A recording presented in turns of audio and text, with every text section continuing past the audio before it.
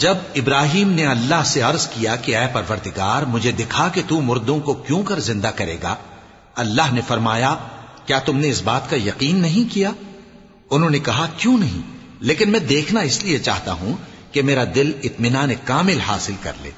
فرمایا کہ 4 پرندے لے لو، پھر ان کو اپنے سے ہلا لو اور ان کے ٹکڑے ٹکڑے کر دو، پھر ان کا ایک ایک ٹکڑا ہر ایک پہاڑ پر رکھ دو، پھر ان کو بلاؤ تو وہ تمہارے پاس دوڑتے چلے آئیں گے، اور جان رکھو کہ اللہ غالب ہے، صاحب حکمت ہے۔ جو لوگ اپنا مال اللہ کی راہ میں خرچ کرتے ہیں ان کے مال کی مثال اس دانے کی سی ہے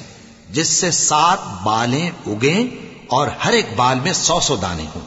اور اللہ جس کے اجر کو چاہتا ہے اور زیادہ کرتا ہے، اور اللہ کشائش والا ہے، سب کچھ جاننے والا ہے۔ جو لوگ اپنا مال اللہ کے راستے میں صرف کرتے ہیں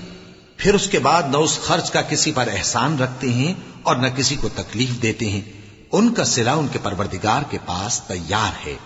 اور قیامت کے روز نہ ان کو کچھ خوف ہوگا اور نہ وہ غمگین ہوں گے۔ جس خیرات کے دینے کے بعد لینے والے کو ایذا دی جائے اس سے تو نرم بات کہہ دینی اور درگزر کرنا بہتر ہے، اور اللہ بے نیاز ہے، بردبار ہے۔ مومنوں، اپنے صدقات و خیرات احسان رکھنے اور ایذا دینے سے اس شخص کی طرح برباد نہ کر دینا جو لوگوں کو دکھاوے کے لیے مال خرچ کرتا ہے اور اللہ اور روز آخر پر ایمان نہیں رکھتا، تو اس کے مال کی مثال اس چٹان کی سی ہے جس پر تھوڑی سی مٹی پڑی ہو اور اس پر زور کا مے برس کر اسے صاف کر ڈالے۔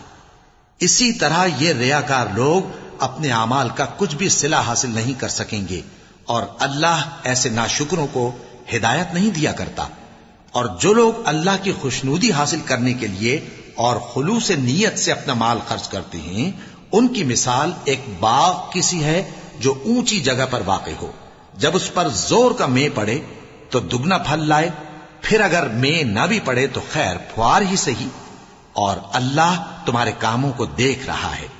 بھلا تم میں کوئی یہ چاہتا ہے کہ اس کا کھجوروں اور انگوروں کا باغ ہو جس میں نہریں بہ رہی ہوں اور اس میں اس کے لیے ہر قسم کے میوے موجود ہوں، اور اسے بڑھاپا آ پکڑے اور اس کے ننھے ننھے بچے بھی ہوں، تو ناگہاں اس باغ پر آگ کا بھرا ہوا بگولا چلے، پس وہ جل جائے۔ اس طرح اللہ تم سے اپنی آیتیں کھول کھول کر بیان فرماتا ہے تاکہ تم سوچو اور سمجھو۔ مومنوں،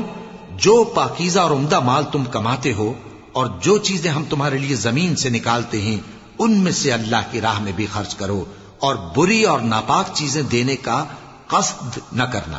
کہ اگر وہ چیزیں تمہیں دی جائیں تو بجز اس کے کہ لیتے وقت آنکھیں بند کر لو، ان کو کبھی نہ لو، اور جان رکھو کہ اللہ بے نیاز ہے، خوبیوں والا ہے۔ شیطان تمہیں تنگ دستی کا خوف دلاتا اور بے حیائی کے کام کرنے کو کہتا ہے،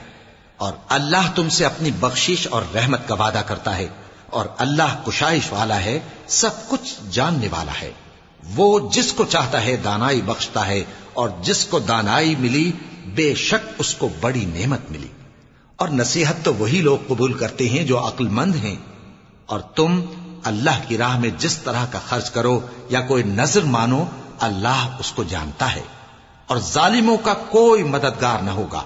اگر تم خیرات ظاہر کر کے دو تو وہ بھی خوب ہے، اور اگر پوشیدہ دو اور دو بھی ضرورت مندوں کو تو یہ تمہارے لیے بہتر ہے، اور اس طرح کا دینا تمہارے گناہوں کو بھی دور کرے گا، اور اللہ کو تمہارے سب کاموں کی خبر ہے۔